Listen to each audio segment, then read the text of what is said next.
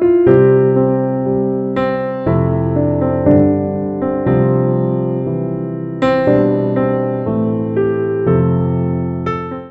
அம்மன் சமேத பஞ்ச பாண்டவர்களுக்கு நாளை காலை திருமணம் என்று சொல்லக்கூடியது நடைபெற இருக்கின்றது. பக்த கோடிகள் அனைவரும் வந்து கலந்து கொண்டு திரௌபதி அம்மனுடைய திருவருளையும் பஞ்சபாண்டவர்களுடைய திருவருளையும் அதே போல பகவான் எம்பெருமான் கிருஷ்ணனுடைய திருவருளையும் பெற வேண்டும் என்று சொல்லி விழாக்குழுவின் சார்பிலும் உபயதாரர்கள் சார்பிலும் கேட்டுக்கொண்டு நேற்றைய தினத்தில் இடும்பி குறி முடித்து விட்ட பிறகு இறைவனுடைய கருணையினாலே இவள் குண நய மாது தர்மராஜா சொல்றார், அப்பா இவளை மாதிரி ஒரு பெண் கிடைப்பதற்கு நீ புண்ணியம் செய்திருக்கணும். மனைவி அமைவதெல்லாம் இறைவன் கொடுத்த வரப்பிரசாதம். ஒரு பெண் ஒரு ஆணுக்கு மனைவியாக வாய்ப்பதற்கு அந்த ஆண் என்று சொல்லக்கூடியவர் புண்ணியம் செய்திருந்தால் மட்டும் நல்ல மனைவி வாய்ப்பாளா. நில்லுன்னா நிப்பா, உட்காருன்னா உட்காருவா, எதை கேட்டாலும் கொடுக்கக்கூடிய மனைவி வாய்ப்பார்கள். சில வீடுகளில் அந்த மாதிரி இருக்காது. பச்சை தண்ணி கேட்டால் சுடு தண்ணி கொடுப்பா, சுடு தண்ணி கேட்டால் பச்சை தண்ணி கொடுப்பாலாம். டீ கேட்டால் காஃபி கொடுப்பாங்க, காஃபி கேட்டால் டீ கொடுப்பாங்க சில வீடுகளில். அதனால் அந்த மாதிரி மனைவி அமைவதெல்லாம் இறைவன் கொடுத்த வரப்பிரசாதம். தர்மராஜா சொன்னார், அப்பா இவள் குண நய மாது, இவளை நீ மனைவியாக அடைவதற்கு புண்ணியம் செய்திருக்கிறாய். சொன்ன உடனே தர்மராஜா அர்ஜுன நகுல சகாதேவர்கள் குந்தியம்மையார் முன்னாடி பீமசேனர் இடும்பியை திருமணம் செய்து கொண்டார். அப்படி திருமணம் செய்து கொண்டு பகலெல்லாம் பார்த்தீங்கன்னா இந்த பாண்டவர்களுக்கும் குந்தியம்மையாருக்கும் சேவை செய்வாளாம். அரக்கியாக இருந்தா கூட மாமியாருக்கு தொண்டு செய்வாள். குந்தியை இரவு பகலாக அந்த அம்மா தொண்டு செய்வா மாமியாருக்கு. குந்தியை இரவு நண்பகலும் கோதிலா வந்தனை புரிதலும்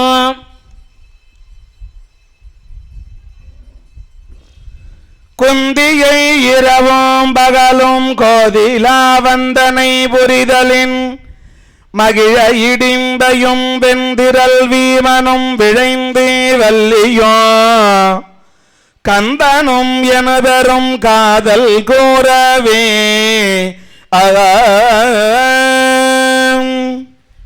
இறைவனுடைய கருணையினாலே கந்தனும் வள்ளியும் காதல் கூறவே, பீமசேனரும் இடும்பியும் காதல் ஒருமித்த கருத்தோடு பகலெல்லாம் எங்கேயாவது சோலைகளில மறைந்து வாழ்வார்கள். இரவெல்லாம் பகலெல்லாம் பார்த்தீங்கன்னா அதே மாதிரி உணவுகளை சேகரித்து கொண்டு வந்து பாண்டவர்களுக்கும் குந்தியம்மையாருக்கும் கொடுப்பாங்க. மாமியாரை முதுகுல சுமந்து கொண்டு செல்வாளாம். எங்கெல்லாம் போனோன்னு நினைக்கிறாங்களோ அந்த இடத்துல எல்லாம் முதுகில் சுமந்து கொண்டு செல்வாளாம். அப்பேற்பட்ட ஒரு சிறப்புக்கு உரிய ஒரு மருமகளாக மனைவியாக தொண்டு செய்கின்றாள், அரக்கியாக இருந்தாலும் கூட. அப்படி தொண்டு செய்து வருகிற பொழுது இல்லறம் என்கின்ற நல்லறம் நடத்தியதனாலே இவர்களுக்கு கடோத்கஜன் என்கின்ற ஒரு பிள்ளை பிறக்கின்றான். கடம்னா குடம்னு அர்த்தம். தலையில ஒரே ஒரு முடி கூட இருக்காதான், ரோமம் என்று சொல்லக்கூடியது இல்லாததனால அவனுக்கு பெயர் கடோத்கஜன் என்று பெயர் வைத்தார்கள். அவன் பிறந்த உடனே அம்மா எவ்வளவு உயரம் இருப்பாலோ அந்த உயரத்திற்கு வளர்ந்து விட்டான். இப்பயும் சொல்லுவாங்க பிள்ளைங்களை பார்த்து அசுர வளர்ச்சியும்பாங்க. ஏன்னா இந்த பெண் அசுர பெண். அதனால அம்மா எவ்வளவு உயரம் இருக்கின்றாலோ அந்த உயரத்திற்கு அந்த குழந்தை வளர்ந்து விட்டது. அப்படி அந்த குழந்தை வளர்ந்து விட்ட பிறகு பார்த்தீங்கன்னா இப்போ காட்டில் இதுக்கு முன்னாடி இடும்பிக்கு இடும்பன் இருந்தார் துணையாக. இப்போ யாரும் இல்லாததுனால இந்த அம்மா இப்போ கல்யாணம் முடிஞ்சு இப்போ ஒரு குழந்தை கையில் இருக்கு. அந்த பையனும் வளர்ந்திருக்கிறான். அதனால் இடும்பியானவள் சொன்னால், நீங்கள் நாட்டுக்கு போனதற்கு பிறகு என்னை அழைத்தீர்களானால் நான் வரேன், இல்லை காட்டில் தான் எனக்கு வசதி. ஏன்னா சென்னையில் வாழ்ந்தவங்க கிராமத்தில் போய் வாழ முடியாது, கிராமத்தில் வாழ்ந்தவர்கள் சென்னையில் வந்து வாழ முடியாது. அவங்களுக்கு எப்படா நம்ம வீட்டுக்கு போகணும்னு தோணும். சென்னையில் இருக்கிறவங்களுக்கு எப்படா நம்ம இந்த கிராமத்தை விட்டு போதும், இருந்தது 10 நாள் போதும்னு சென்னைக்கு வந்துடுவாங்க. அப்போ காட்டில் வாழ்ந்த, அவள் பிறந்ததுலேருந்தே காட்டில் தான் வாழ்ந்துட்டுருக்கா இடும்பி. அதனால சொன்னால் எனக்கு இந்த காடை விட்டால் எனக்கு வேறு கதி கிடையாது, அதனால் நான் இந்த காட்டிலேயே வாழ்கிறேன்.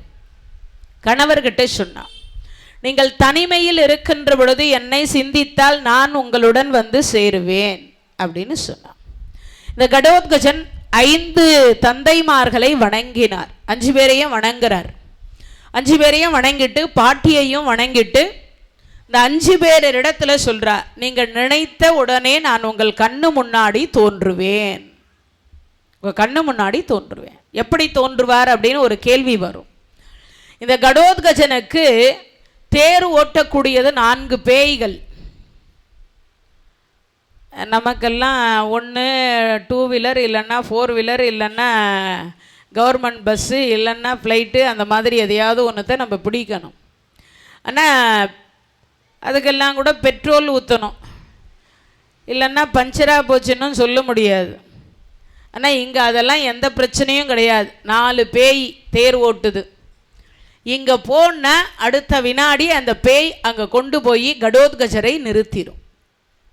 அதனால் கடோத்கஜர் சொன்னார், நீங்கள் மனசில் என்னை சிந்தித்தால் அடுத்த வினாடி உங்கள் கண்ணு முன்னாடி நான் நிற்பேன் அப்படின்னு சொல்லி காலில் விழுந்து ஆசீர்வாதம் பெற்றுக்கொண்டு தாயை அழைத்து கொண்டு காட்டுக்கு சென்று விட்டார். அங்கு வியாச பகவான் வருகிறார். வந்த வியாச பகவானாக இருக்கக்கூடியவர் சொல்கிறார், அப்பா பக்கத்தில் 300 மங்கலம் என்கின்ற ஒரு 300 மங்கலம் இருக்கின்றது. அந்த 300 மங்கலத்தில் நீங்கள் போலி வேதியராக சென்று சில காலம் வாழ்ந்து வாருங்கள். ஏன் அப்படின்னு ஒரு கேள்வி வரும். நம்ம எல்லாம் சில காலம் வாழ்ந்து வர்றதுக்கு என்ன காரணம்னா மறைந்து வாழணும். ஏன்னா அரக்கு மாளிகையிலிருந்து தப்பிச்சவங்க உடனே நாங்கள் உயிரோடு இருக்கிறேன்னு சொல்லி நாட்டுக்கு போனாங்கன்னா துரியோதனை இன்னும் ஏதாவது செய்வான். அதனால் வேண்டாம் அப்படின்னு சொல்லிட்டு இவர்கள் சில நாள் நீங்கள் மறைந்து வாழுங்கள், நேரம் காலம் கூடி வருகிற பொழுது நாட்டுக்கு செல்லலாம் அப்படின்னு வியாச பகவான் சொல்லுகிறார். அதை கேட்டுட்டு அந்தனர் வேஷம், சில மந்திரம் சொல்லி அந்தனர் வேஷத்தை பாண்டவர்கள் பூண்டு, அதாவது தங்களை அந்தனர் வேஷத்தோடு அந்த 300 மங்கலத்திற்கு செல்லுகிறார்கள். சாத்திரம் மறைதெறி முனிவர் தன்மையின் காத்திரம் மாறி அக்காவல் வெந்தரும் கோத்திரம் சூத்திரம் குடிரைத்தாரே வேதிரகிய மாநகரில் மேவினார்களே. சாத்திரம் மறை தெரி முனிவர்கள் தன்மையின் காத்திரம் மாறி அக்காவல் வேந்தரும் கோத்திரம் சூத்திரம் குடி உரைத்துணர். அப்பதான் பண்றார். அதாவது எல்லாமே மாறிடுது. இவர்கள் ஏற்கனவே வேதம் படித்திருக்கின்ற காரணத்தினால், இவர்களுக்கு வேதம் தெரிஞ்சதுனால என்ன, நாமெல்லாம் கூட வேதம் கற்றுக்கொள்ளலாம். ஒரு வகைக்கு அது நல்லது. ஏன்னா இறைவன் முன்னாடி போய் ஒரு வேதத்தில் நம்ம எல்லாம் இறைவனை பூஜிக்கலாம், இல்லை ஒரு வேத மந்திரம் சொல்லலாம். அது எதுவும் தெரியலன்னா நம்ம என்ன பண்ணுவோம், கையெடுத்து கும்பிடுவோம். நமக்கெல்லாம் தமிழ் வேதம் என்று ஒன்று இருக்கிறது, தேவாரமும் திருப்புகழும். நமக்கெல்லாம் தேவாரம் இருக்குது, திருப்புகழ் இருக்குது. நம்மால் முடிஞ்ச வரைக்கும் அந்த தேவாரத்தில் ஒரு தேவாரத்தையாவது பாடணும். நம்ம எல்லாம் உலகெல்லாம் உணர்ந்து ஓதுதற்கு அறியவன் நிலவுலாவிய நீர்மலி வேணியன் அலகில் ஜோதியன் அம்பலத்தாடுவான் மலர் சிலம்படி வாழ்த்தி வணங்குவான், எல்லாரும் சொல்லணும். அதே மாதிரி முடிஞ்ச வரைக்கும் நம்மால் முடிந்த ஏதாவது ஒரு பாட்டு தெரிந்து வைத்து கொள்ளணும். ராமருக்கு ஒரு, கிருஷ்ணருக்கு ஒரு பாட்டு, பிள்ளையாருக்கு ஒரு பாட்டு, அம்பாளுக்கு ஒரு பாட்டு. ஒன்று தான் கற்றுக்கணுமா? இல்லை, கற்றுக்கிறத நிறைய கற்றுக்கொள்ளலாம். ஆனால் ஒரு பாட்டாவது பாடினால், தேவாரம் அப்படின்னா தேன்னா இறைவன், பாடல் அப்படின்னா என்ன அர்த்தம், இறைவனை தாலாட்டக்கூடியது தேவாரமும் திருப்புகழும் பிரபந்தமும். இறைவனை மகிழச் செய்வது பாட்டு. இறைவன் அதாவது ஒரு பாட்டு பாடினா நம்ம எல்லாம் தெரிஞ்சுதான் பாடணும்னு அவசியம் இல்லை. நமக்கு எப்படி தோணுதோ அப்படி பாடலாம். எல்லாரும் போய் கர்நாடக இசை கற்றுக்க முடியாது, ராகம் கற்றுக்க முடியாது, பண் கற்றுக்க முடியாது. முதல்ல சுந்தரமூர்த்தி சுவாமிகள் பாடுகிற பொழுது சிவபெருமானாக இருக்கக்கூடியவரை திட்டி தான் பாடினார். என்ன பாடினார்? திட்டினார். பித்தா பிறை சூடி பெருமானே அருளாலா. பைத்தியக்காரான் தான் திட்டினார். பித்தான் பிறை சூடி பெருமானே அருளாலா, எத்தான் மறவாதே நினைக்கின்றேன் மனத்தொன்னை, வைத்தாய் வெண்ணை தென்பால் வெண்ணை நல்லோர் அருட்துறையுள், அத்தா உனக்கு இனி ஆளாவது போது இனி அல்லே நினலாமே. முதல்ல இறைவனை திட்டி தான் அவர் பாடினார். அவர்தான் இறைவனுக்கு தோழனாக ஆனார். மற்றவங்க எல்லாம் அடியாராக தான் இருந்தாங்க. ஆனால் சுந்தரமூர்த்தி சுவாமிகள் தான் திட்டி பாடியதனால தோழனாக ஆனார். சேர்த்துக்கிட்டார் சிவபெருமான், தன்னை போல பக்கத்தில் சேர்த்துக்கிட்டார். யோசித்து பாருங்க. அப்போ இறைவன் அதெல்லாம் விரும்பலை. ராகம் தெரிந்தால் ராகத்தோட பாடலாம், பண் தெரிந்தால் பண்ணோட பாடலாம். ஆனால் இதெல்லாம் தெரியலனாலும் கூட எப்படி பாடலான்னா நமக்கு எப்படி தோன்றுகிறதோ அப்படி பாடலாம். இறைவன் மகிழ்ச்சி அடைவார். எப்படி பாடினாலும் இறைவன் மகிழ்ச்சி அடைவார். அப்பேற்பட்ட ஒரு சிறப்புக்கு உரிய ஒன்று பாடுவது. எல்லா கடவுள் முன்னாடியும் ஒரு பாட்டு பாடலாம். பாடினா இறைவன் மகிழ்ச்சி அடைந்து நம்ம என்ன கேட்டாலும் தருவார். அதனால இவர்கள் வேதம் படித்தவர்கள் அந்தன வேஷமிட்டு இப்போ முன்னொற்று மங்கலம், வேத்திரகிரியம், சாலிகோத்திரவனம் அப்படின்னு எல்லாம் சொல்லுவாங்க. அந்த இடத்திற்கு இவர்கள் செல்லுகிறார்கள். முன்னூற்று மங்கலம்னு பேர். ஒரு தெருவுக்கு 300 வீடு தான் இருக்கும். எல்லோரும் அந்தணர்கள். அந்த அந்தணர்களை போன்று என்ன முன்னூற்று மங்கலம். அதுக்கு இன்னொரு பேர் வேத்திரகிரியம். 24 மணி நேரமும் யாராவது ஒரு வேதத்தை அங்கே படிச்சுட்டே இருப்பாங்க. ருக்வேதம், எதிர்வேதம், சாமவேதம், அதர்வன வேதம், ஏதாவது ஒரு வேதத்தை அங்கே யாராவது ஒருத்தர் சொல்லிக்கொண்டே இருப்பார்கள். ஒரு மந்திரம். நமஸ்தேஸ்து மகாமாயே ஸ்ரீசரபீடே சரீதபூஜிதே சங்கு சக்கர கதாஸ்தே நாராயணீ நமோஸ்துதே. நமோ தேவியை மகாதேவியை லோகமாத்ரே நமோ நமः. சிவாயை சிவரூபிண்யை பக்தாபிஷ்டாபிரதா பவ. புத்ரான் தேகி தனம் தேகி சௌபாகியம் தேவி சௌரதே. அக்ஞாமாம்ச சர்வகாமாம்ச தேகி தேவி நமோஸ்துதே. சாந்தம் பத்மாசனஸ்தம் சசிதரமகுடம் பஞ்சவக்திரம் திரிநேத்திரம் சோளம் வஜ்ரம் சகட்கம் பரசமபைதம் தட்சிணாங்கேவகந்தம் நாகம் பாசஞ்சகண்டாம் வருடமரயுதம் ச அங்குசம் வாமபாகே நானாலங்காரயுக்தம் ஸ்படிகமணி நிபம் பார்வதீசம் நமாமி. இறைவனுடைய கருணையினாலே அந்த முன்னூற்று மங்கலத்தில் சதா ஒரு வேதம் என்கின்ற 4 வேதத்தில் ஏதாவது ஒரு வேதம் படித்து கொண்டிருப்பார்கள், இல்லைன்னா சொல்லி கொண்டிருப்பார்கள், இல்லைன்னா யாருக்காவது கற்றுக் கொடுத்து கொண்டிருப்பார்கள். இது அந்த வேத்திரகிரியத்தினுடைய நியதி. முன்னூற்று மங்கலம்னா ஒரு தெருவுக்கு 300 வீடு தான் இருக்கும். எக்ஸ்ட்ரா ஒரு வீடு கூட இருக்காது. இப்போவும் சில இடத்துங்களில் பார்த்தீங்கன்னா 4 மாட வீதி அப்படின்னு வச்சுருப்பாங்க. கிழக்கு, தெற்கு, வடக்கு, மேற்கு, இந்த 4 மாட வீதிகளிலையும் அந்த தெரு நேராக இருக்கும். அது ஏன் அப்படின்னா அங்கே ஒரு மூலவராக ஒரு இறைவன் இருப்பார், ஏதாவது ஒரு கடவுள் இருப்பாங்க. அந்த கடவுளுக்கு தேர் என்று சொல்லக்கூடியது அந்த 4 மாட வீதியிலையும் வரும். அதுக்காக அந்த தெருவை பார்த்தீங்கன்னா ஒரே ஒழுங்கு முறையில் கட்டப்பட்டிருக்கும். கொஞ்சம் எக்ஸ்ட்ரா வெளியில் வந்திருக்க மாட்டாங்க, உள்ளேயும் கட்டியிருக்க மாட்டாங்க. அந்த மாதிரி நம்ம வீடுகளை அமைத்து வைத்திருப்பார்கள். இந்த முன்னூற்று மங்கலத்தில் இப்போ உள்ள நுழைகிறார்கள் பாண்டவர்கள். இந்த எல்லாவற்றையும் காட்டிலும் அந்தணர்களுக்குள்ள நிறைய ஒற்றுமை. ஒரு அந்தணர் இன்னொரு அந்தணரை கெடுக்க மாட்டாராம். அதனால் இவர்கள் 5 பேரும் பூணூல், அந்த பூணூல் போட்டிருக்கிறதுனால இவர்கள் அந்தணர்கள் என்பதை பார்த்த உடனே புரிந்து கொண்டார்கள் அங்கே இருக்கக்கூடிய அந்தணர்கள். அதனால் என்ன சொல்கிறாங்களே, அந்தணர் ஐவரும் யாயும் அன்னகர் வந்துடி, அந்தணர் ஐவரும் யாயும் அன்னகர் வந்துடி, அதிதியர் வரவே கண்டலும் முந்துபே முயகபுன் கூறிடுவர் செந்தடல் வேள்விகோர் ஆதிதேவரே.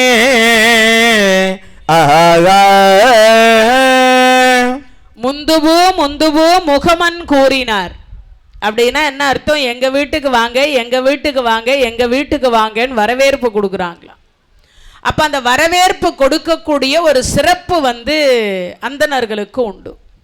அதனால இங்க அந்தணர்கள் சொல்லுகிறார்கள், 300 மங்கலம் ரொம்ப சிறப்புக்கு உரியது. அந்த இடத்துல இந்த அந்தணர்கள் அப்படி உள்ள நுழைஞ்ச உடனே வாங்க வாங்க வாங்க என்று எல்லோரும் வரவேற்பு கொடுக்குறாங்க. அதில் ஒரு அம்மா ரொம்ப அன்போட கூப்பிட்டா. என்ன, நம்ம கூப்பிடுகிற பொழுது முகம் முகத்திலேயே காட்டி கொடுத்துரும். என்ன காட்டி கொடுக்கும்? அந்த இன்முகத்தோடு சொல்லக்கூடிய ஒன்று. முகம் காட்டி கொடுப்பதற்கு கோபமாக கூப்பிடுறாரா, அன்போடு கூப்பிடுறாரா? வள்ளலார் சொல்லுவார், உள்ளொன்று வைத்து புறம் ஒன்று பேசுகிறவர் உறவு கலவாமை வேண்டும்பார். இந்த உதடு மட்டும்தான் வாங்க வாங்கன்னு சொல்லுதான், உள்ளம் சொல்லுதான். உள்ள வீட்டுக்கு வந்தால் காப்பி கொடுக்கணும், காப்பி கொடுத்தா டீ கொடுக்கணும், டீ கொடுத்தா அதுக்கப்புறம் சாப்பிட்றேன்னு வாங்க. 1 நாள் இருப்பாங்களோ, 2 நாள் இருப்பாங்களோ, 3 நாள் இருப்பாங்களோ, சில பேர் முன்னாடியே கேட்டுருவாங்க, எப்போ போவீங்க? காப்பி கொடுக்கும்போதே கேட்டுருவாங்க. இல்லை நாங்கள் வெளியூர் போகலான் இருக்கோம், அதனால் நீங்கள் எப்போ போவீங்கன்னு கேட்டுருவாங்க இல்லையா? ஆனால் சில பேர் என்ன நினைப்பாங்க, அதெல்லாம் எதுவுமே கேட்க மாட்டாங்க. அந்த இன்முகத்தோடு நீங்கள் எத்தனை நாள் வேணாலும் தங்கிக்குங்க அப்படின்னு சொல்லுவாங்க. அதனால் இங்கே சொல்லுகிற பொழுது அந்த அந்தணர்கள் இவர்களை வரவேற்று, அதில் ஒரு அம்மையார் மட்டும் அன்போடு கூப்பிட்டாலாம். அப்படி கூப்பிட்ட பொழுது அதனால் அந்த வீட்டுக்கு இவர்கள் உள்ளே நுழைகிறார்கள். அப்படி நுழைந்த அடுத்த வினாடி பார்த்தீங்கன்னா அங்கே ரொம்ப அற்புதமான முறையில் இவர்களுக்கு உணவு பரிமாறுகிறார்கள். ஏன்னா வந்த விருந்தாளிக்கு உணவு கொடுக்கணும் இல்லையா? ஆனால் நம்மள சில பேர் என்ன பண்ணுவான், 2 இட்லியை போட்டுட்டு சில வீடுகளில் உள்ளே போனாங்கன்னா வரவே மாட்டாங்க. முதல் சாப்பாடு வச்சுட்டு உள்ளே போனாங்கன்னா வரவே மாட்டாங்க. சில பெண்கள் என்ன பண்ணுவாங்கன்னா ஊறுகாய் கரண்டியில் தான் சோறே போடுவா. சில அம்மாக்கள் ஊறுகாய் வைக்கிற கரண்டியில் தான், அப்போனா என்னத்தை வைப்பாங்க, டீஸ்பூனில் தான் சோறே போடுவாங்களாம் சில வீடுகளில். அது மாதிரி இங்கு சொல்லுகிற பொழுது அந்த பெண் இன்னும் போதுமா என்று சொல்லி வச்சுக்கங்கன்னு சொல்லுவாங்க. அந்த அளவுக்கு மனம் உருகி அவர்களை கவனிக்கிறார். அப்படி கவனித்து கொண்டு வருகிற பொழுது நடுவில் ஒரே ஒரு சுவர் இருக்கு. அந்த பக்கம் பாண்டவர்கள் இருக்காங்க, இந்த பக்கம் அந்த வீட்டு முதலாளி அப்படின்னு சொல்லக்கூடியவர்கள் இருக்கிறாங்க. அந்த அம்மா உட்காந்து அழுது கொண்டு இருக்கின்றாள். அந்த அம்மா உட்காந்து அழற. அப்படி அழுகிற பொழுது பார்த்தீங்கன்னா, மருகி அழுவது என் மொழிக முனிவரின் மனைவி, மருகி அழுவதுலல் மொழிக முனிவரனே மனைவி என இவள் வினவலோ குறுகி அவளுடன் உரை செய்குவல் ஒரே குறையை ஒலம் தளி குறையவே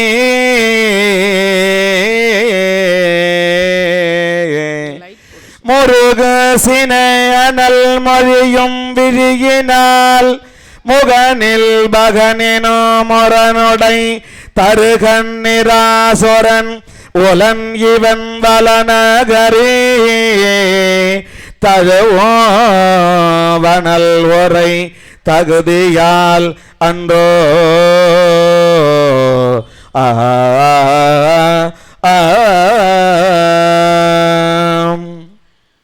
விருந்தும் மருந்தும் 3 நாள், விருந்து 3 நாள் சாப்பிட்டுட்டாங்க. சாப்பிட்டதற்கு பிறகு இப்போ அதுக்கு மேலே இவர்களுக்கு சாப்பிட மனம் இல்லை.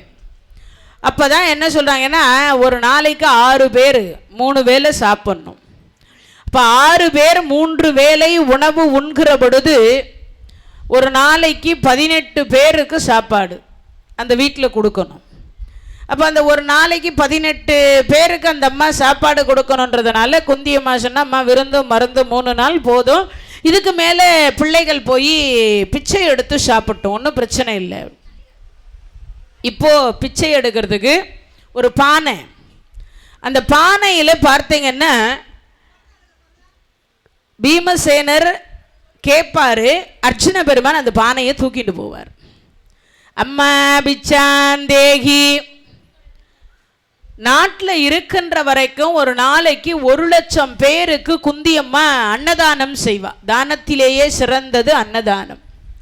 அதை விட 1000 மடங்கு சிறந்தது அறிவு தானம். அறிவு தானத்தை விட 1,00,000 மடங்கு சிறந்தது நிதானம். நிதானத்தை விட 1,00,00,000 மடங்கு சிறந்தது சமாதானம். இதில் ஒரு தானத்தை சேர்த்துக்கணும். கிழிஞ்ச துணியாவது இருந்தாலும் தச்சு ஏழைகளுக்கு கொடுக்கணும், இது முறை. அதனால தானத்திலேயே சிறந்தது அன்னதானம். நாம் எல்லாரும் அன்னதானம் செய்யணும். ஒரு நாளைக்கு 1,00,000 பேருக்கு அன்னதானம் செய்வ குந்தியம்மா. ஆனால் இன்னைக்கு அவளுடைய பிள்ளைகளும் அவளும் என்ன அன்னம் உண்றாங்கன்னா, பிச்சை எடுத்து அன்னத்தை உண்கிறார்கள். இதிலிருந்து நமக்கு என்ன தெரியுதுன்னா, எக்காரணத்தை கொண்டும் எந்த ஒரு பொருளையும் நம்மளாம் என்ன செய்யக்கூடாதான், கீழே தூக்கி வேஸ்டாக போடக்கூடாதுன்னு அர்த்தம். கீழே தூக்கி போடக்கூடாது. அதே மாதிரி அன்னத்தை மட்டும் எக்காரணத்தை கொண்டும் நாம் எல்லாம் எந்த சூழ்நிலையும் பழிக்கவும் கூடாது. எந்த சூழ்நிலையுமே பழிக்கவும் கூடாது. நிறைய பேர் என்ன பண்ணாங்க, இதெல்லாம் ஒரு சாப்பாடா அப்படின்னு சொல்லுவாங்க. ஆனால் அந்த சாப்பாடு கூட இல்லாத எவ்வளவோ பேர் இருக்காங்க. அந்த சாப்பாடு கூட கிடைக்காதெல்லாம் இருக்காங்க. ஒரு நாளைக்கு 1,00,000 பேருக்கு அன்னதானம் செய்த அந்த அம்மையார் இப்போ பிச்சை எடுத்து தான் உண்ணுகிறார்கள். யோசிச்சு பாருங்க எவ்வளவு கஷ்டமானதுன்னு. அப்போ அந்த பிச்சை அன்னத்தை பானையில் கொண்டு வந்து பாதி சாப்பாட்டை பீமசேனருக்கு கொடுப்பாங்க, மீதம் இருக்கிற பாதி சாப்பாட்டை இந்த 5 பேர் சாப்பிடுவாங்க. இது தினமும் நடக்குது. இவர் இரவு நேரத்தில் அவருக்கு தூக்கம் வரல பீமசேனர்.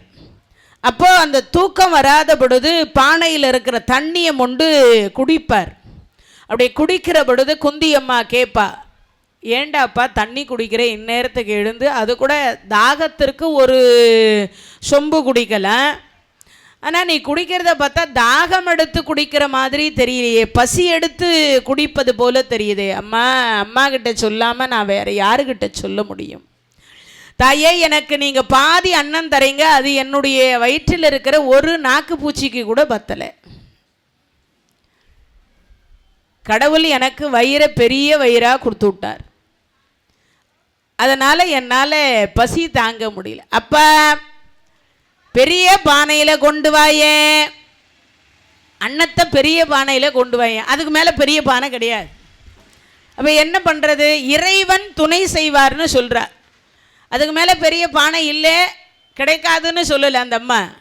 இறைவன் துணை செய்வார், உன் பசிக்கு ஏதாவது வழி செய்வார் அப்படின்னு சொல்லிட்டு அந்த அம்மா, என்ன மரம் வச்சவன் தண்ணி ஊற்றுவான்னு சொல்லுவாங்க. எருக்கஞ்செடிக்கு யார் தண்ணி ஊற்றின்னு இருக்கிறோம்? யோசிச்சு பாருங்க. அதுவாக தானே வளருது. அதுக்கு யாராவது எப்பயாவது விதை போட்டிருக்கிறோமா? இல்லை அதுக்கு எப்பயாவது நாம் எல்லாம் என்ன பண்ணி வச்சுக்கிறோம்? ஏதாவது தண்ணி கிண்ணி பாத்தி கட்டி தண்ணியாக ஊற்றுறோம்? அருகம்பில்லுக்கு யார் தண்ணி ஊற்றுறோம்? அதுவாக தானே வளருது. இதையெல்லாம் இயற்கையோடு வளர்றதுனால இறைவன் அதெல்லாம் ஏற்றுக்கொண்டிருக்கிறார். யோசித்து பார்க்கணும் நம்ம எல்லாம். அதனால் மரம் வச்சவன் தண்ணி ஊற்றுவான் என்பதை பழமொழியாக எடுத்துக்கொண்டு குந்தி அம்மையார் சொல்கிற, அப்பா நீ ஒன்றும் கவலைப்படாதே, கண்டிப்பாக இறைவன் துணை செய்வார். சரி என்று ஒரு நாள் இந்த சாப்பிட்டு முடித்து ஏரி கரையில் போய் உடற்பயிற்சி பண்ணின்னு இருக்கார். அப்படி உடற்பயிற்சி பண்ணி கொண்டிருக்கின்ற பொழுது அங்கே ஒரு குயவனார் வண்டி நிறைய மண்ணை ஏற்றிட்டு தள்ள முடியாமல் மாட்டை பூட்டி தள்ளின்னு இருக்கார். அந்த நேரம் பார்த்து ஒரு பள்ளத்தில் அந்த வண்டி சக்கரம் போய் மாட்டிக்கிட்டது. பக்கத்தில் இந்த கருத்த பிராமணராக இருக்கக்கூடிய பீமசேனர் தான் இருக்கிறார் அந்த இடத்துல.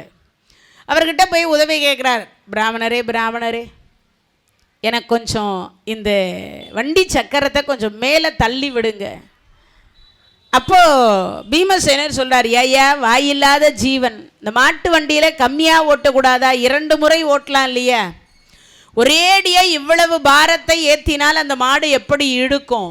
வாயில்லாத ஜீவனை இப்படி வதைக்கக்கூடாது ஐயா, தெரியாமல் வெட்டி ஏற்றிட்டேன், இப்போ கீழே கொட்டினா மறுபடியும் நான் ஏற்றணும், எனக்கு நேரமும் இல்லை, அதனால் கொஞ்சம் இந்த பள்ளத்திலிருந்து அப்படி மேடு வரைக்கும் நீங்கள் தள்ளி விட்டீங்கன்னா போதும். ஆமாம், வீடு எங்கே?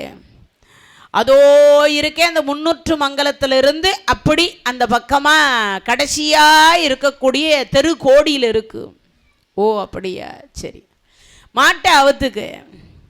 அவர் மாட்டை அவிழ்த்து பிடித்து கொண்டார். ஐயா கீழே கொட்ட போறீரா? இல்லை ஒன்றும் இல்லை, இந்த 2 விரலை வச்சு அந்த வண்டியை அப்படி தூக்கி இப்படி தோல்ல வச்சார். ஆன்னு பார்க்குறார். யார்? இந்த குயவனார். பார்த்து அடுத்த வினாடி பார்த்தார், எங்கே வீடு? அதோ முன்னாடி வழி காட்டு. குயவனார் ஓடுறார், பீமசேனர் நடந்து போனார். ஓடி போய் களைப்பில் மூச்சு வாங்க நின்னார். அப்படி 2 விரலில் வச்சு அப்படி தூக்கி அந்த வண்டி மண்ணையும் கீழே வச்சார். வச்ச உடனே இந்த குயவனார் சொல்கிறார், ஐயா நான் வரணுன்னா சாயங்காலம் தான் வந்திருப்பேன், என்னை பிடி உஷா ரேஞ்சில் கொண்டு வந்து ஒரு மணி நேரத்துக்குள்ளே என் இடத்த கொண்டு வந்து அடைய வச்சிட்டீங்க. அதனால் சொல்கிறேன், ஏதாவது தூபம் போடுற மாதிரியோ இல்லை தீபம் காட்டுற மாதிரியோ இல்லை ஏதாவது மண் பொம்மை இல்லை மண் குதிரை ஏதாவது வேணுமா உங்களுக்கு அப்படின்னு சொல்லி. அதெல்லாம் ஒன்றும் வேண்டாம். பரோபகாரம் இதம் சரீரம். ஐயா எனக்கு ஒன்றும் புரியலை. பரோபகாரம் இதம் சரீரம், இந்த சரீரத்தினால முடிஞ்ச வரைக்கும் 4 பேருக்கு நன்மை செய், ஒருவருக்கும் தீங்கு செய்யாதே அப்படின்னு அர்த்தம். அப்படியா, சரி. நீ இந்த மண்ணை வச்சு நல்ல பானை பண்ணி விற்று நிம்மதியாக வாழ். இல்லையா, ஏதாவது நீங்கள் வாங்கிக்கணும். இவர் விளையாட்டுக்காக ஒரு வார்த்தை சொன்னார், இந்த வண்டி மண்ணியும் போட்டு ஒரே பானையாக உன்னால் பண்ணி கொடுக்க முடிஞ்சா பண்ணி கொடுன்னார். ஏய்யா 4 பேர் குடியிருக்கலாம், 8 பேர் படுத்து தூங்கலாம், ஒரு குடும்பமே நடத்தலாம் போல இருக்கு, அவ்வளோ பெரிய பானை வருமே உனக்கு? அதெல்லாம் ஏன்? நீ தானே கேட்ட ஏதாவது வேணுமான்னு. இந்த வண்டி மண்ணியும் போட்டு ஒரே பானையாக பண்ணி கொடுக்க முடியுமா? நம்மலாம் சில நேரத்தில் சிலதெல்லாம் யோசிப்போம் இல்லையா, ஏதாவது நம்ம சாதிக்கணும். அந்த குயவனார் என்ன யோசித்தார், சரி இந்த வண்டி மண்ணியும் போட்டு ஒரே பானையாக பண்ணி தான் பார்க்கலாமே, ஒரு சாதனையாக இருக்கட்டுமே, அவருக்கும் கொடுத்த மாதிரி இருக்குமே என்ன. இவர் என்ன பண்ணார், வண்டி மண்ணியும் போட்டு ஒரே பானையாக பண்ணார். தனியாக சூளை போட்டார். என்ன, பானையை வேக வைக்கணும் இல்லையா, அதனால் தனியாக சூளை போட்டார். போட்டு முடிச்சு அடுத்த வினாடி பார்த்தார், பானையை தூக்கலான்னா தூக்க முடியல, நகர்த்த கூட முடியல. ஒரு 100 பேரை கூப்பிட்டு தூக்கி பார்த்தார், முடியலை. சரி நம்மளால் தான் முடியல, அவர் வந்தால் தூக்கிப்பார், அவருக்கு தானே இந்த பானைன்னு சொல்லி நேராக போனார். ஐயா வணக்கம், ஐயா இன்றைக்கும் மண் அதிகமாக போட்டியா? இல்லை நீங்கள் சொன்னதுலேருந்து நான் 2 முறை தான் ஓட்டுறேன், கொஞ்சமாக தான் போடுறேன், பசு மாட்டை வதைக்கிறதுல எதை மாட்டெல்லாம் நான் ரொம்ப கொடுமைப்படுத்துறதில்ல. சரி இப்போ எதுக்கு வந்தீர்? இல்லை நீங்கள் அன்றைக்கி கேட்டீங்கல்ல, ஒரே வண்டி மண்ணையும் போட்டு ஒரே பானையாக பண்ணி கொடுக்க சொன்னீங்களே, அதை பண்ணி வச்சுக்கிறேன், ஆனால் நானே கையில் கொண்டு வந்து கொடுக்கணும்னு நினச்சேங்க, ஆனால் என்னன்னா என்னால் அதை தூக்க முடியலைங்க. நிஜமாவா? ஏன் நான் விளையாட்டுக்கு தான் சொன்னேன். இல்லை நீங்கள் விளையாட்டாக சொன்னீங்களோ இல்லை உண்மையாகவே சொன்னீங்களோ, நான் பானை பண்ணி வச்சுருக்கேன். வந்தார், அந்த சாம்பல் இருந்தது, ஃபோனார், சாம்பல் எல்லாம் பறந்து போச்சு. இந்த 2 விரல்ல அந்த பானையை அப்படி தூக்கி இப்படி தோலில் வச்சார். அங்கே இருக்கிற குயவனார் மொத்த பேரும் கீழே விழுந்துட்டாங்க. 100 பேர் சேர்ந்து ஒன்றா தூக்கி பார்த்தோம், அந்த பானையை அசைக்க கூட முடியலை. ஒரே ஒரு மானிடர், அதுவும் அந்தனர், 2 விரல்ல தூக்கி பானையை வச்சுக்கிட்டாரு. அந்த பானையை கழுவிட்டு, அர்ஜுனா வரையா போலான்னார். அண்ணா 4 பேர் நீந்தலாம், 8 பேர் படுக்கலாம். இவ்வளவு பெரிய பானையை வச்சுட்டு எங்கே போகிறது? பிச்சை எடுக்க தான். என் பசி எனக்கு தானே தெரியும், என் பசி எனக்கு தானே தெரியும். அந்த பசி வந்தால் 10ம் பறந்து போகும். பசி வந்ததுன்னா நமக்கெல்லாம் என்ன இருக்காது. இந்த ஜான் வயிறு மட்டும் கடவுள் கொடுக்காவிட்டால் நாம் எல்லாருமே கோடீஸ்வரர்கள். இந்த ஜான் வயிறை கொடுத்து தான் ஏழை, பணக்காரன், லட்சாதிபதி, கோட்டீஸ்வரன், டாட்டா, பிர்லா, என்னென்னமோ போயிட்டே இருக்கும். இந்த ஜான் வயிறு இல்லைன்னா நமக்கெல்லாம் எந்த பிரச்சனையுமே கிடையாது. அப்போ இங்கே சொல்லுகிற பொழுது சொல்லார், என் பசி எனக்கு தான் தெரியும்னார். என் பசி எனக்கு தான் தெரியும்னார். உடனே பார்த்தார், அர்ஜுன பெருமான் பார்த்தார், வெக்கப்பட்டுட்டு நான் வரமாட்டேன்னார். இவ்வளோ பெரிய பானையை தூக்கிட்டு போனால் அந்த அக்ரகார பெண்கள் எல்லாம் என்ன சொல்லுவாங்க? அந்தன பெண்கள், ஐயா இவ்வளோ பெரிய பானையில் எத்தனை படியாக வெடிச்சு கொட்டுறதுன்னு கேட்பாங்களா இல்லையா? நீ வரலன்னா போ, நான் மட்டும் போகிறேன்னு பானையை தூக்கிட்டு தோலில் வச்சுட்டு போகிறார். அம்மா பிச்சாந்தேகி. அங்கே இருக்கிற பெண்கள் எல்லாம் அவர் பசி அவருக்கு, நாம் நல்லா சமைச்சு போடுவோம், யார் சாப்பாடு ரொம்ப டேஸ்ட்டாக இருக்குன்னு நாளைக்கு அவர் வந்து சொல்லுவாருன்னு அவங்கவங்க 3 படி 4 படி 5 படி 10 படி வெடித்து கொட்டுவாங்களாம் அந்த பானைக்குள்ளே.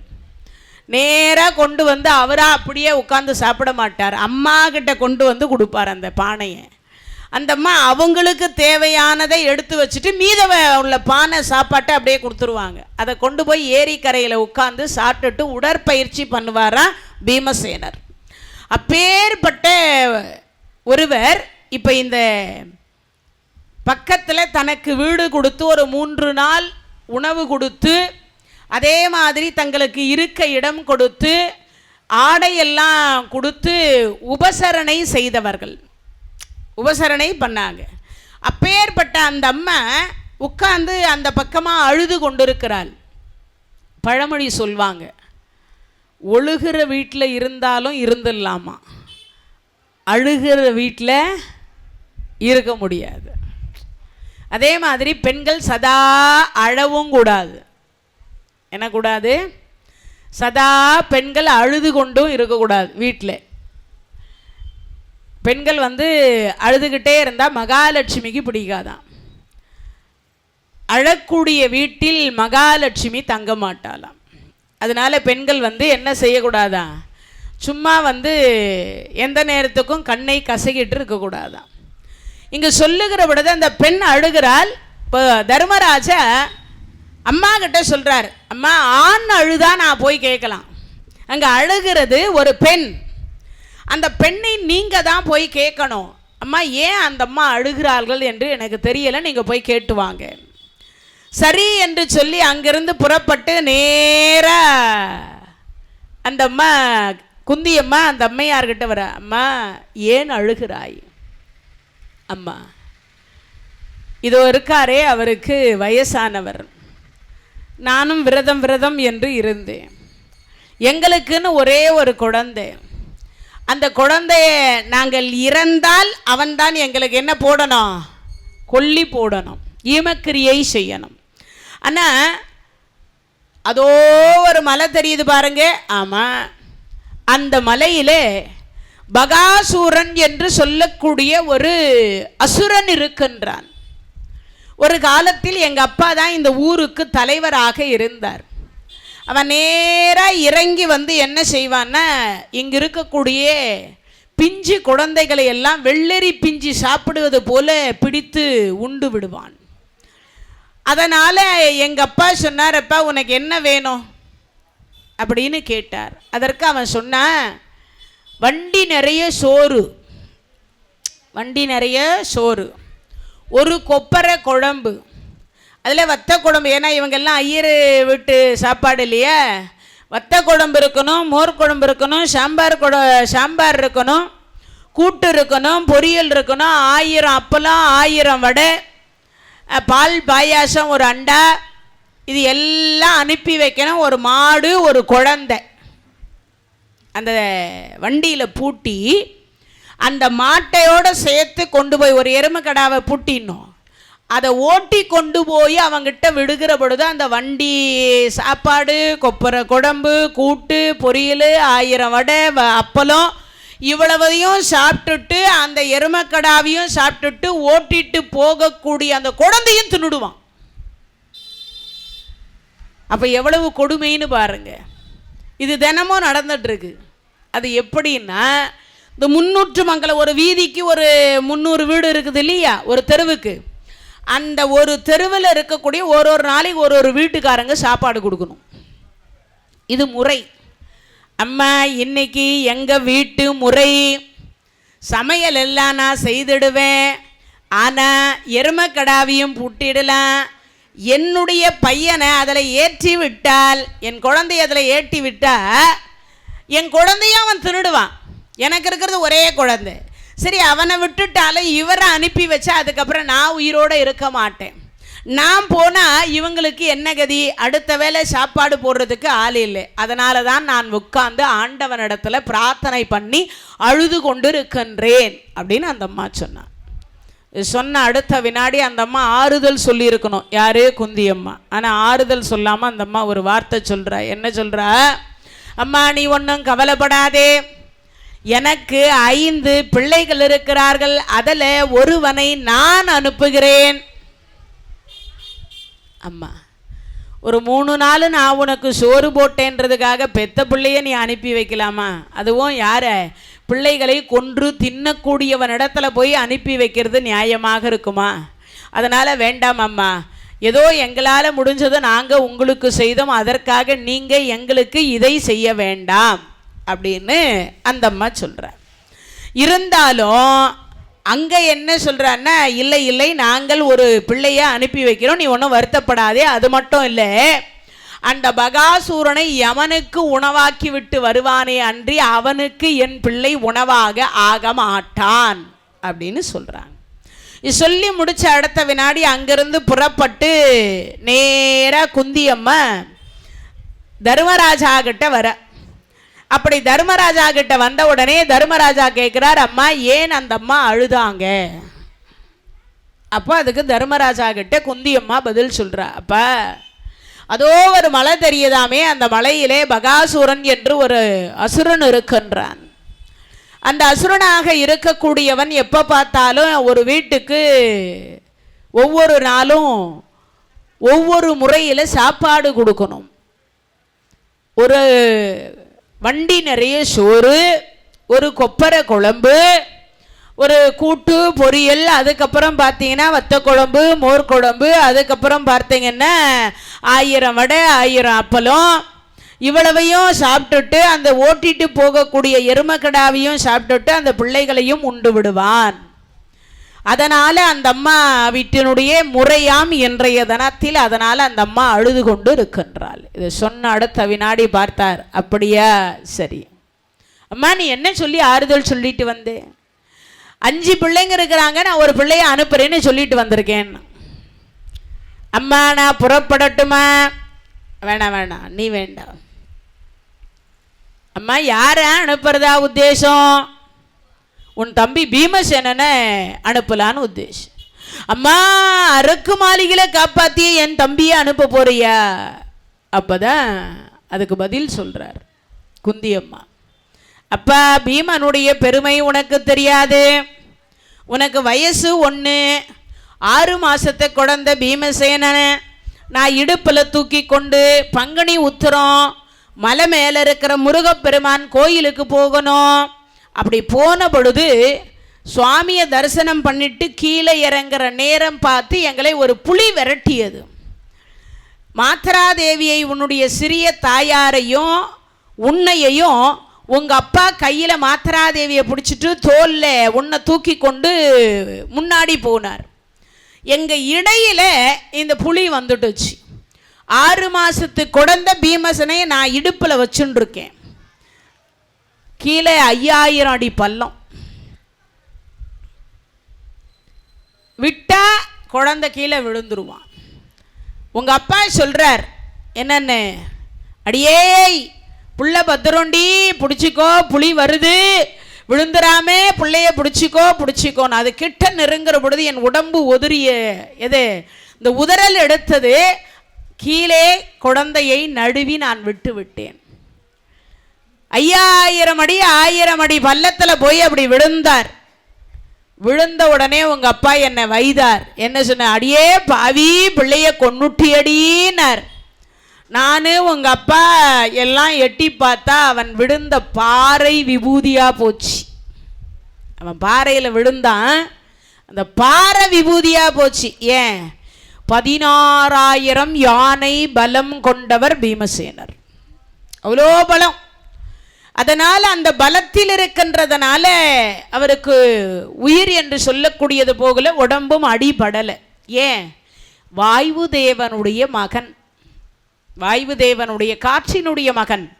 காற்று என்ன பண்ணுவார்? லேசாக பிடிச்சிட்டு போய் தன் பிள்ளைய கீழே அழகாக விட்டுருப்பார். என்ன? ஆஞ்சநேயருக்கு தம்பி, ஆஞ்சநேயரனுடைய தம்பி அவர்.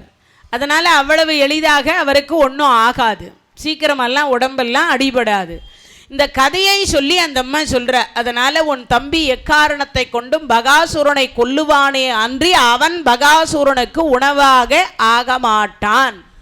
அன்று முதல் அடல் வஞ்சகனோ இறை அன்பினோடு பெருப அன்பினால் என்றும் நிலை பெற வண்டிமயம் மனை எங்கும் இடுவலி எஞ்சுரே தின்று திரிகுவன் இன்றி என் மனை முறை சென்று மணிகவர் திங்கள் போல் நின்று தளர்வுறுகின்றது எனது இரு நெஞ்சும் இலதொரு தஞ்சமே.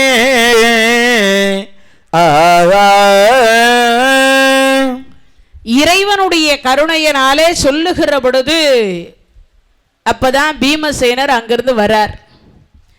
வந்த அடுத்த வினாடி பார்த்தார், அவர்கிட்ட கேட்கிறார்,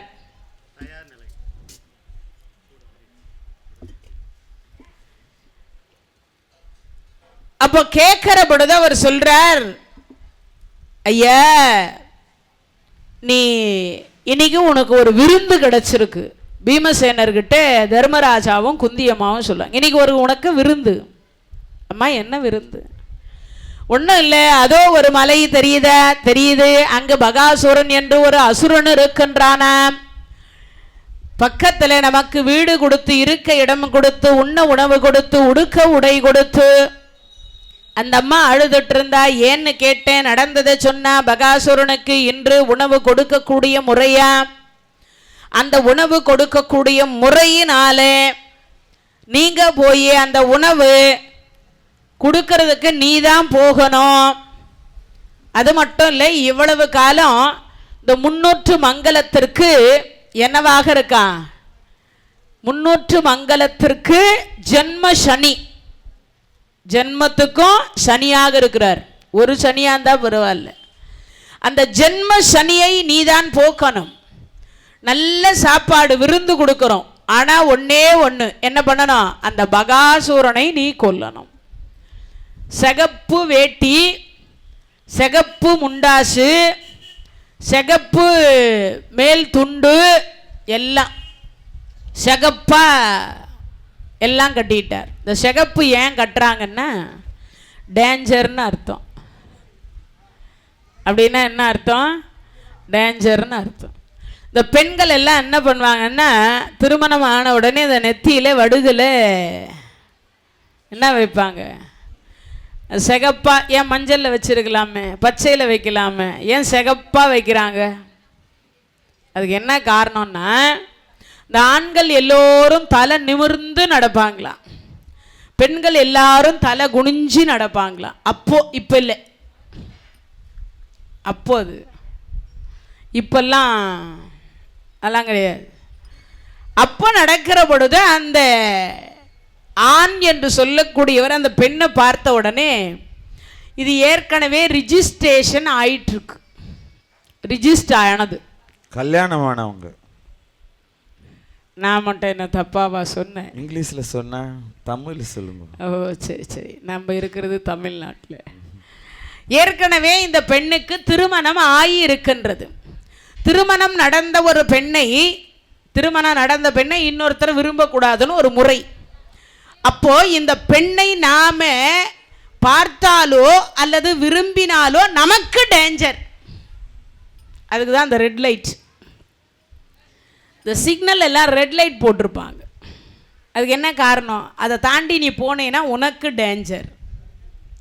அதை தாண்டி போனீங்கன்னா அதே மாதிரி நீங்கள் ரொம்ப எவ்வளவு தொலைவில் நீங்கள் பார்த்தீங்கனாலும் மற்ற லைட் எல்லாம் வெளிச்சத்திற்கே தெரியாது. மற்ற எந்த லைட்டும் வெளிச்சத்தில் அதிகமாக தெரியாது, வெள்ளை பல்போ இல்லை மற்ற பல்புகளோ. ஆனால் அதே ஒரு ரெட் லைட் போட்டு வச்சுருந்தீங்கன்னா, ஒரு சிகப்பு விளக்கு அப்படின்றது ஒன்று போட்டிருந்தீங்கன்னா, அந்த விளக்கு எவ்வளவு டிஸ்டன்ஸாக இருந்தாலும் நம்ம பார்வைக்கு அது தெரியும். அதுதான் நமக்கு பார்வைக்கு தெரியக்கூடிய ஒன்று. அப்படிப்பட்ட ஒரு சிறப்புக்கு உரியதாக இவர் என்ன பண்ணார்? சொல்லாமல் சொல்றார். யாருக்கு டேஞ்சர்னு? ஆபத்து யாருக்கு? அந்த பகாசுரனுக்கு ஆபத்துன்றதுனால தான் சிகப்பு, தலையில முண்டாசு, மேலே துண்டு சிகப்பு, இடுப்பில் கட்டின்னு இருக்க வேட்டி சிகப்பு, இவ்வளவும் சிகப்பாக கட்டின்னு இருக்கார்.